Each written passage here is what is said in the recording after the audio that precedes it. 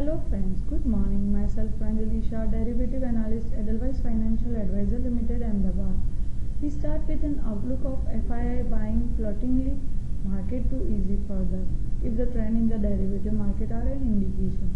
Precisely in line with our previous week's outlook, oil price did play spoilsport and arrested the strong rally of previous 2 weeks. We started on buy on note, but market soon come under unwinding pressure and traded in narrow range all through the week, although it managed a positive close for indices for the week. Nifty ended the week 16 point up and closed 0.27% higher at 5,842, whereas Sensex 2 over the week inched up by marginally just 31 points and closed 0.16% higher at 19,451 points.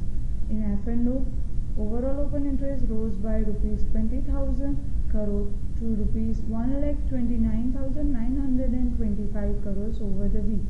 In quantitative terms, open interest went up by 15.30% to 229.13 crore shares from 198.73 crore shares in the previous week.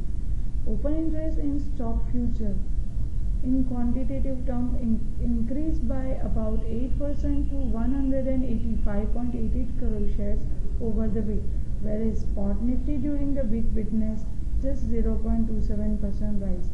This is suggestive of mild long build-up of position in stock future segment. Through the week, this trend was also observed in banking and finance, construction and infra, engineering, fertilizer and chemical, sugar and technology sector. Volatility index, which is India VIX, inched up by 2.14% to 20.54 from 20.11 in the previous week. Volatility index is a measure of the market's expectation of volatility in the near term. Nifty open interest PCR witnessed a marginal rise to 1.32 from 1.30 level over the week. This rise in Nifty open interest PCR is largely due to the addition in open interest of calls around 5,900 and 6,000 strikes.